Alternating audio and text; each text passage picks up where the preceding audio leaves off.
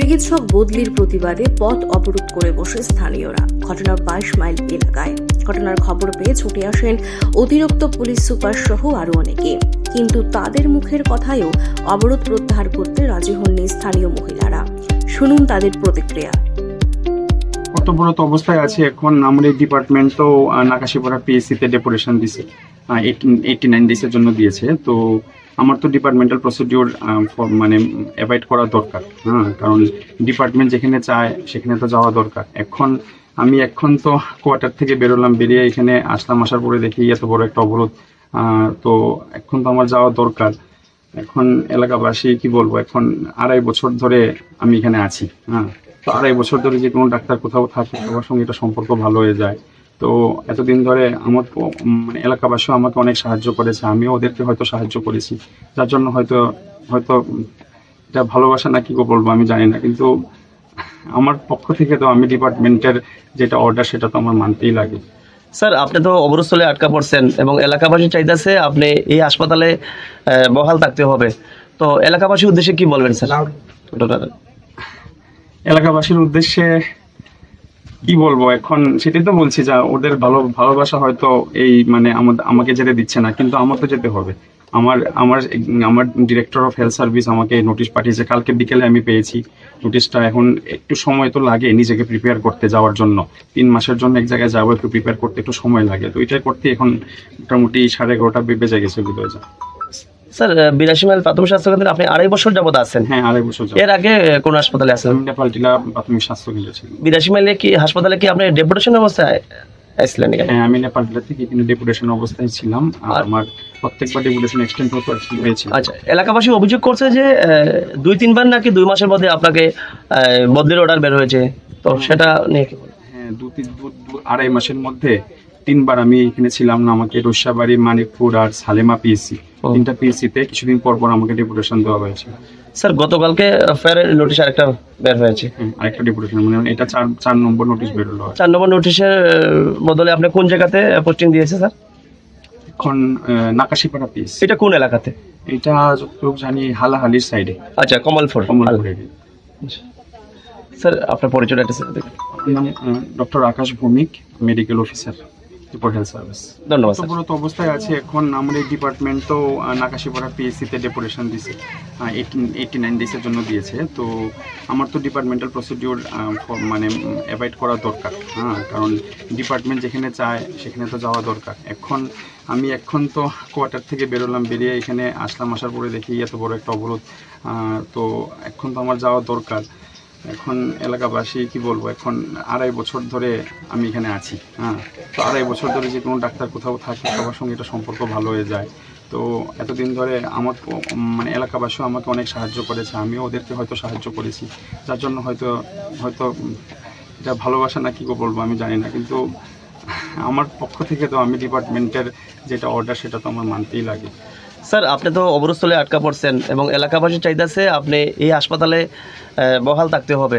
তো এলাকাবাসীর উদ্দেশ্যে কি বলবেন স্যার? এলাকাবাসীর উদ্দেশ্যে কি বলবো, এখন সেটাই তো বলছি যে ওদের ভালোবাসা হয়তো এই মানে আমাকে যেতে দিচ্ছে না, কিন্তু আমার তো যেতে হবে। আমার ডিরেক্টর অফ হেলথ সার্ভিস আমাকে নোটিশ পাঠিয়েছে, কালকে বিকেলে আমি পেয়েছি নোটিশটা। এখন একটু সময় তো লাগে নিজেকে প্রিপেয়ার করতে যাওয়ার জন্য। 3 মাসের জন্য এক জায়গায় যাবো, একটু প্রিপেয়ার করতে একটু সময় লাগে। তো এটাই করতে এখন মোটামুটি 11:30 বেজে গেছে বিকেলে।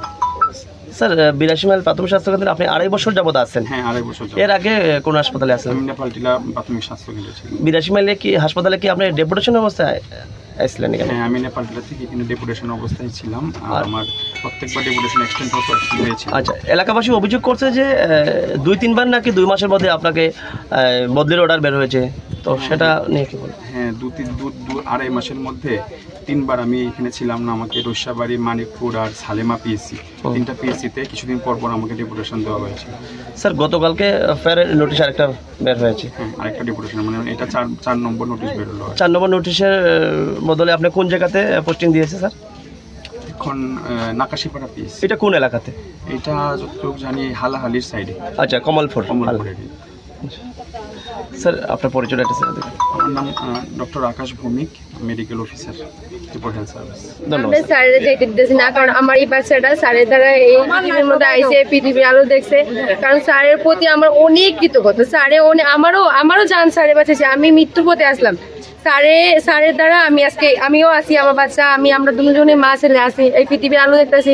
তো চাই না যে স্যারে আমরা ছেড়ে চাকা, কারণ স্যারের প্রতি অনেক ঋণ। মানে এই সমস্ত আমরা এলাকাবাসী যে আমরা এখানে আজকে আইসি কি লেগে, কারণ স্যারের প্রতি আমরা অনেক ঋণ। কারণে এই সমস্যাটা আকাশ স্যারের আকাশ স্যার কে, ওনার পরিচয়টা? তাই ডাক্তার আকাশ স্যার কি, আকাশ ভূমিক, কোন হাসপাতালের? 82 মাইল হাসপাতালে। তাই খুবই ভালো ডাক্তার। মানে কি হয়েছে ওনারা নিয়ে, কি হয়েছে? তাই তো এখান থেকে হয়তো শুনছি আমরা, জানি এখান থেকে এখান থেকে ট্রান্সফার করে দিচ্ছে বা জানি না। আমি একটু শুনছি ফোনে, আমার একজন কইছে, তা আমি দৌড়ে আমার শাশুড়ি নিয়ে এসে করে চলেন। তাই স্যারের তো দেওয়া যায় না, কারণ স্যারে কিছু করছে আমরা লাগে। আর বা আমরা পাড়ার মধ্যে অনেক মানুষ আছে স্যারের কাছে আকাশ স্যারের কাছে, কারণ আকাশ স্যার ভালো ডাক্তার, বলতে খুবই ভালো একজন ডাক্তার। সেটা নিয়ে আপনাদের এলাকাবাসীর তরফ থেকে আজকে মানে বিক্ষোভ করতেছেন? আমরা চাইতেছি যে স্যার যাতে এখান থেকে না যায়, কারণ স্যার এখানে থাকুক। কারণ এখানে থাকলে, কারণ স্যার এতবার এখান থেকে আগেও একবার গেছে, কারণ স্যারে চাইলে আমরা অনেক সমস্যা দ্বারা, কারণ আমরা কোনো জায়গা গিয়েছি এমন ভালো ডাক্তার পাইছি না। এত বছর হয়েছে আমরা আইসি, স্যারের যতদিন অব্দি এখানে আইসি খুব ভালো ডাক্তার, বলতে খুবই ভালো। দেখলাম আমরা আসাম আগরতলা জাতীয় সড়ক অবরোধ করছেন, কয়টা থেকে অবরোধ করছেন? আমরা 8টা থেকে বয়ে থাকবো যতক্ষণ অব্দি আমরা আকাশ স্যারের যতক্ষণ অব্দি আমরা না পাবো, যেন স্যার এখান থেকে যাইতো না, তখন আমরা বয়ে থাকবো। যত দিন লাগে, যত সময় লাগে, আমরা এখানে রাস্তার মধ্যে বয়ে থাকবো বাচ্চাটা চলে। বাকি স্যারের এই ঘটনা শুনে এসে কেউ আইছে আপনাদের সঙ্গে কথা কইছে? কেউ না এখন আইসেন। আমরা 82 মাইল স্বাস্থ্য কেন্দ্রে ডাক্তার আকাশ ভূমিকের ডেপুটেশন, এর আগেও মিডিয়াকে আমরা বলেছি আমাদের কি কারণ শুনতে বলছি। ডক্টর আকাশ ভূমিক আমাদের এলাকার ছেলে, উনি 2 থেকে 2.5 বছর আমাদের এই স্বাস্থ্যকেন্দ্রে আছেন। ওনার জন্য এলাকাবাসীর বহু গরিব দুস্থ গ্রাম অঞ্চল, পাহাড় অঞ্চলের মানুষ উনি বিনা পয়সায় চিকিৎসা, বিনা পয়সায় প্রেসক্রিপশন, অনেক ধরনের সাহায্য উনি মানুষকে করে আসছেন।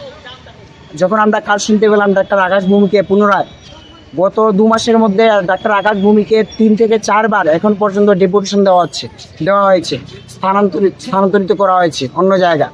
যখন আমরা শুনতে পেয়েছি তখন এলাকাবাসী আজ জড়ো হয়েছে, আমাদের কাছে সময় নেই যে ডাক্তার আকাশ ভূমিকের এই ডেপুটেশন আমরা মানছি না। কারণ একটাই, আকাশ ভূমিক 2 থেকে 2.5 বছর 82 মাইলে আছে।